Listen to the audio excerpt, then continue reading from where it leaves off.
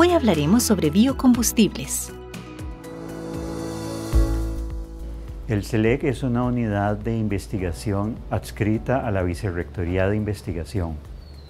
Realizamos distintos tipos de proyectos de investigación relacionados con energías alternativas, especialmente en la parte de electroquímica, energías renovables, y también tenemos actividades relacionadas con hidrocarburos.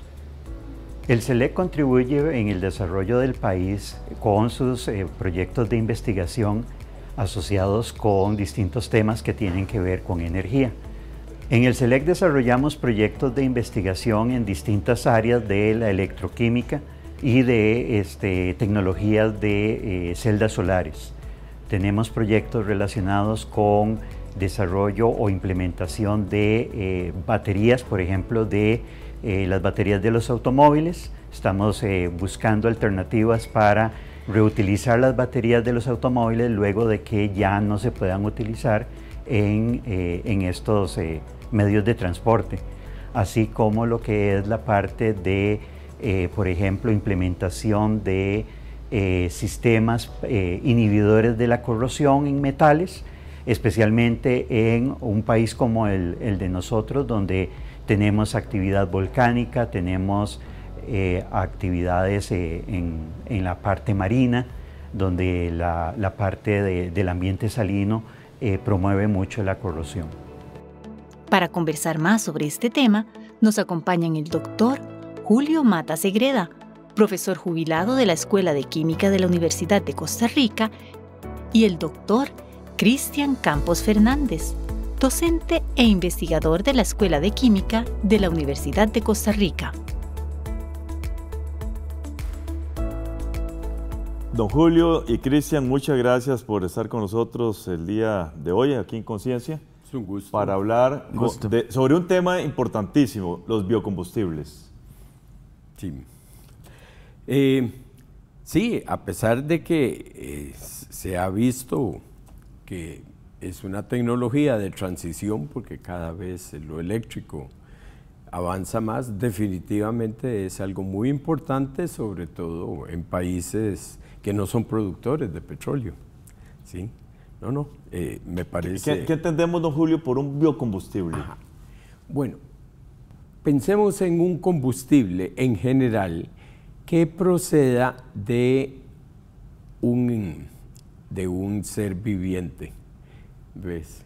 Y entonces podrías tener vos, lo más sencillo, leña, puede ser un biocombustible, por supuesto, pero básicamente la palabra se le aplica modernamente a materiales como etanol, como biodiesel, como biogás, caso de diésel verde también está dentro de lo que comúnmente en lenguaje más contemporáneo llama uno un biocombustible.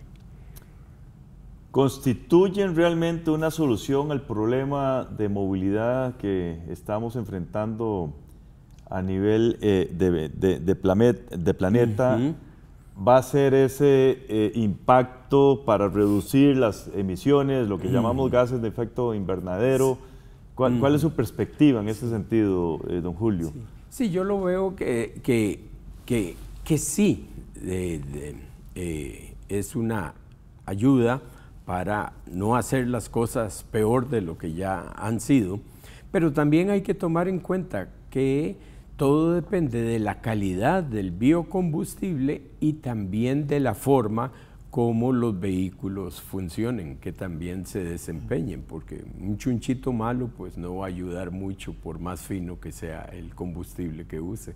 Sí, sí, adelante. Sí, tal vez, don Julio, porque la gente a veces tiene la duda, ¿los biocombustibles contaminan o no contaminan? Es mucho menor el impacto porque los biocombustibles ya entran en un ciclo biogénico, ¿verdad? Básicamente seres fotosintéticos absorben dióxido de carbono de la atmósfera, lo transforman en sustancias que después se usan para hacer el biocombustible. en motores de combustión interna, estos otra vez se queman, vuelve a salir el CO2, pero es el mismo CO2 que la planta había tomado, ¿ves? Y lo interesante es también, así en carrerita, para no robar mucho tiempo, es también pensar que no solo para vehículos, sino para material estacionario, como hornos, como calderas de biomasa, también ahí los biocombustibles encuentran un uso. Usted menciona algo importante y quiero rescatarlo. El desarrollo tecnológico Sí. Lo vemos nosotros hacia la electricidad, Sí. hacia vehículos eléctricos. No se habla de este componente de los biocombustibles. ¿Por qué, don Julio? ¿Qué está pasando? Yo creo que mucho hay de moda, ¿verdad? Porque es mucho más novedoso todo lo que es la tecnología eléctrica, de cualquier tipo, ya sean vehículos de baterías o vehículos que tienen celdas eléctricas, y entonces eso es como más novedoso, ¿ves? Y es cierto que por los próximos, yo no sé, yo me atrevería a decir 5 o 6 décadas, biocombustibles va a ser nuestra tecnología de transición hacia esa situación de que casi que todo sea eléctrico. Sí, me salgo un poquito del tema de fondo, pero le voy a hacer esta pregunta porque yo sé que usted sabe la respuesta. Se ha generado ahorita una reacción en contra de los vehículos eléctricos, principalmente por las baterías que utilizan, Sí. en dos sentidos.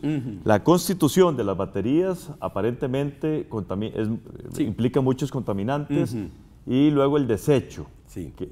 Coméntenos, don Julio, porque eso me parece que complementa bien el tema de fondo. Sí, en el caso de las baterías hay varias cosas que uno dice, bueno, veámoslo con cuidado, no es que está mal, no, hay que verlo con cuidado. Por ejemplo, tiene como constituyentes metales que son escasos en este planeta, ¿ves? Y entonces hay que tener mucho cuidado porque no es cuestión de que venga alguien, cambie una pieza y la deja tirada en el potrero a la par del taller donde se hizo un arreglo. Pues por un lado hay una contaminación que se genera de un producto que normalmente no está en esa área, y segundo, un problema de tipo económico, porque por un lado son escasos este tipo de elementos que por eso se llaman elementos tierras raras, ¿ves? Y por otro lado, si se maneja mal los desechos, la cosa es todavía peor. Todo el asunto está en la manera ordenada en que se maneje todo el ciclo de vida de las baterías. Sí. Hay un punto. La extracción de estos metales demandan muchísima energía. Entonces el vector energético se traslada a otro lado. ¿Qué quiero decir con esto? Que el famoso CO2 que no vamos a liberar por tener un carro de combustión interna, se va a liberar en los mayores productores mundiales de aquellos metales que se ocupan para producir las baterías. Ese es un punto importante. Sí, y estamos hablando de una demanda energética alta, y es electricidad. Y hay que recordar que, a diferencia de Costa Rica o Irlanda, que son países que en teoría casi toda su electricidad son de fuentes renovables, los mayores productores mundiales de estos metales, me refiero a China principalmente, producen su electricidad a partir de carbón, hulla. Entonces se va a liberar CO2. Eso es un proceso tecnológico de cómo se van a ir obteniendo estos metales de una manera cada vez más benigna con el ambiente, ¿verdad? Y también es que, lo que decía don Julio, hay un giro completamente en la parte geopolítica, porque ahora no estamos hablando del Medio Oriente, sino que estamos hablando de los países que tienen estos metales. Correcto. Hacemos una pausa, ya regresamos con todas y todos ustedes.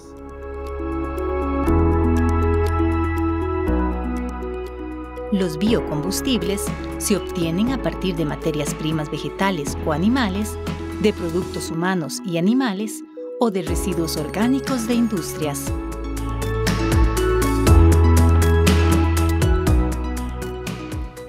Muchas gracias por continuar con nosotros aquí en Conciencia.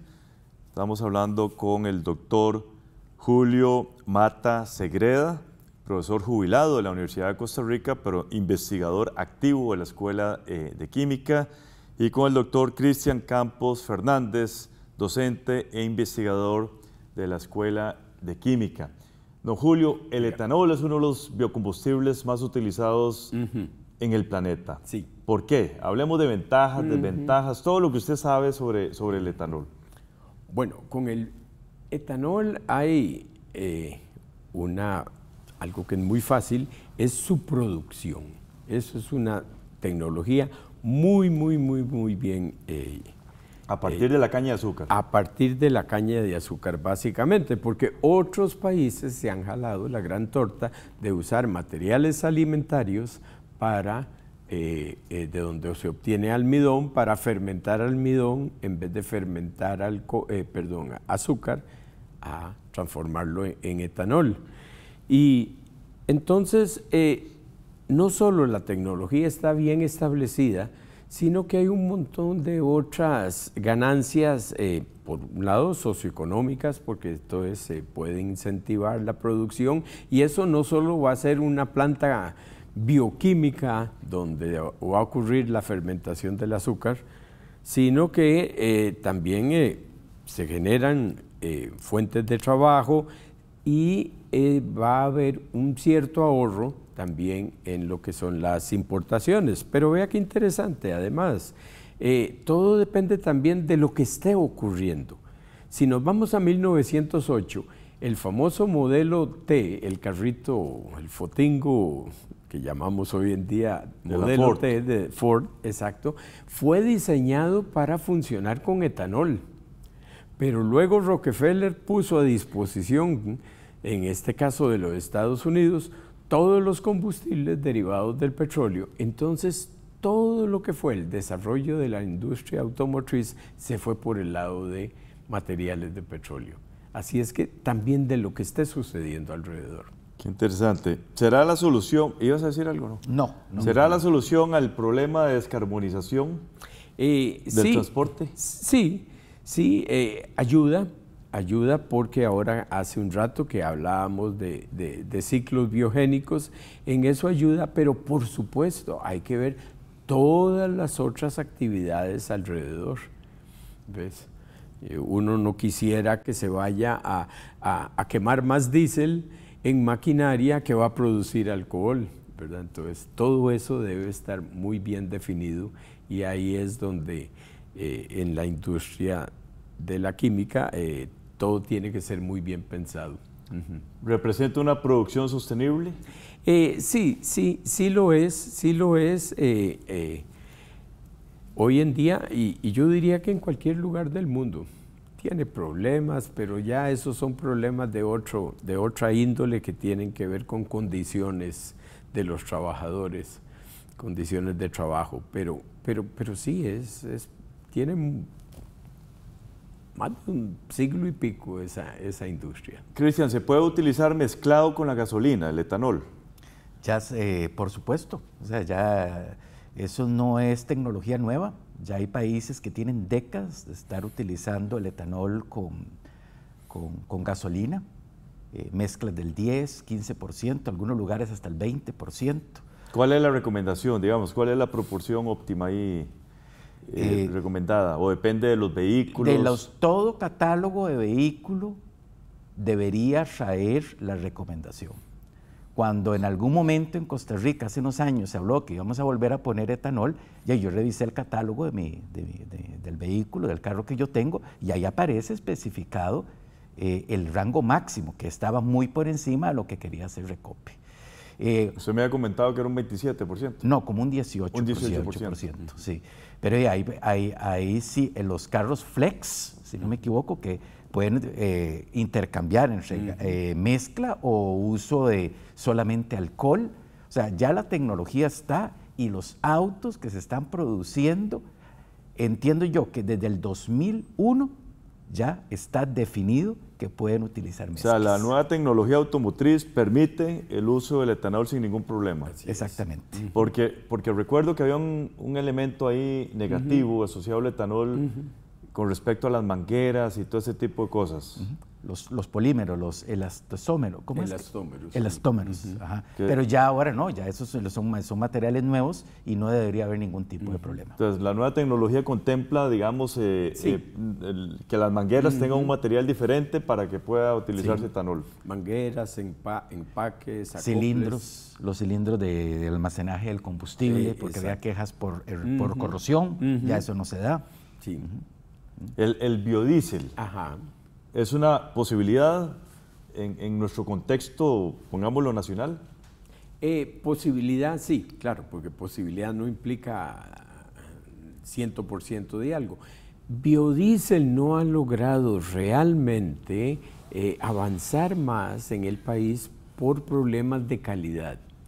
En este país básicamente hay 2 productores de biodiesel, pero la calidad del biodiesel que producen no es lo que exige el reglamento técnico centroamericano para la calidad del biodiesel. Eso es lo que ha sido el problema.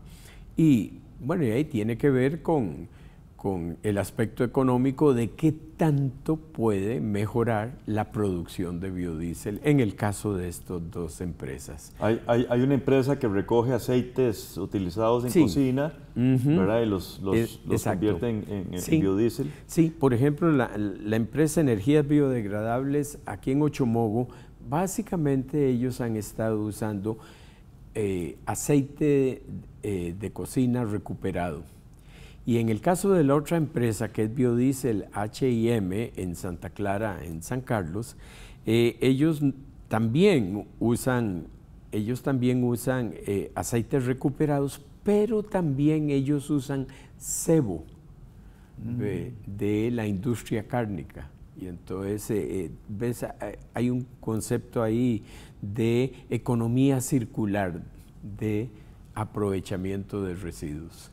Y lo que para unos es un desecho, para otros es materia prima. Interesante. Hacemos una segunda pausa y ya regresamos.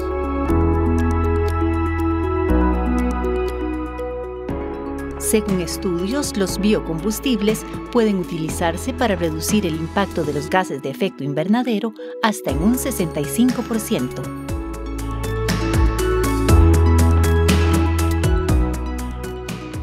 Gracias por continuar con nosotros. Estamos hablando sobre los biocombustibles. Don Julio, después de ese mensaje optimista, ¿verdad? Con respecto al etanol, ¿por qué no lo tenemos en el mercado nacional? Mire, es un asunto, creo yo, que cultural. ¿Ves? Bueno, como cualquier otra sociedad, pero Costa Rica no está exenta de generar discursos conspirativos, ¿ves?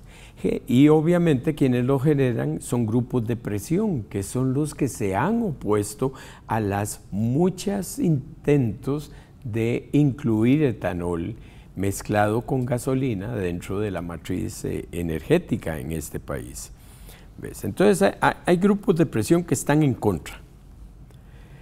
Unos porque, mire, la gasolina va a ser más volátil y entonces voy a perder aquí en la estación de gasolina, voy a perder por evaporación. O otros porque la teoría conspirativa es más ideológica y en este país muchas veces todos estos discursos conspirativos tienen nombres y apellidos y entonces y hay gente que son blancos fáciles para hacer una de estos conceptos que andan por la sociedad arriba y abajo, nadie analiza si es cierto.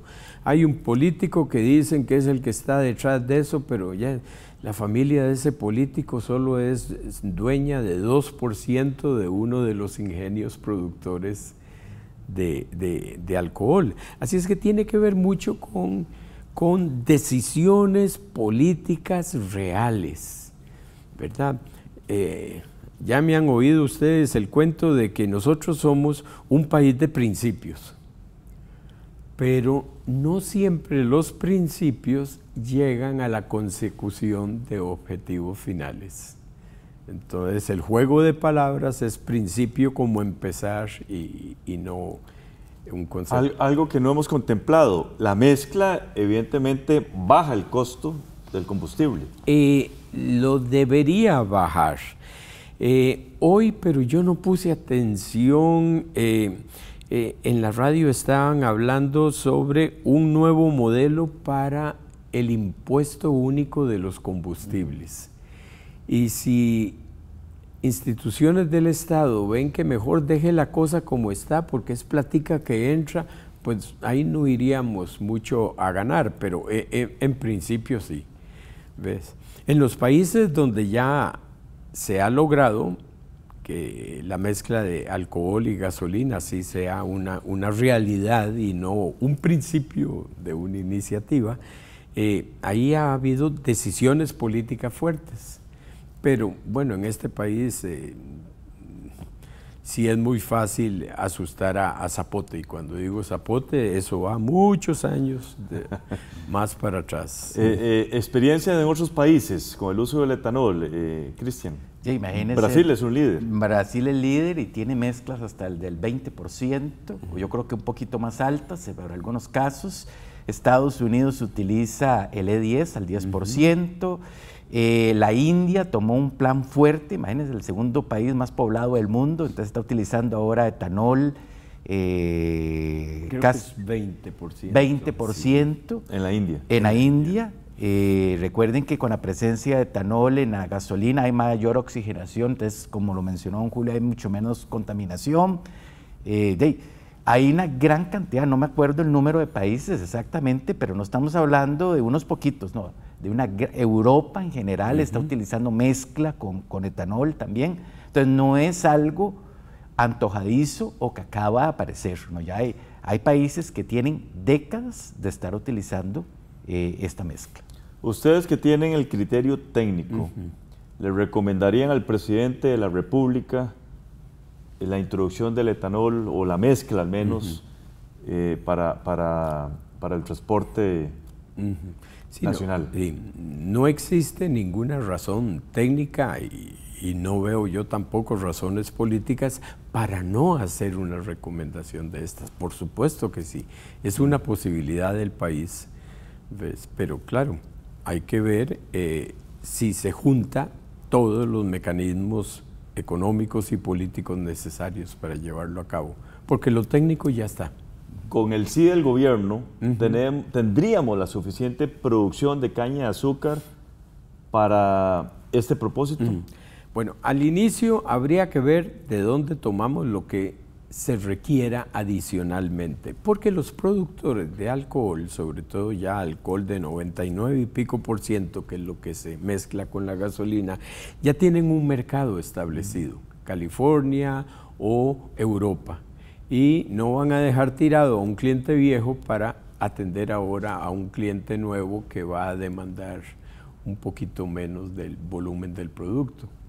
Pero todo eso tiene que irse armando bien.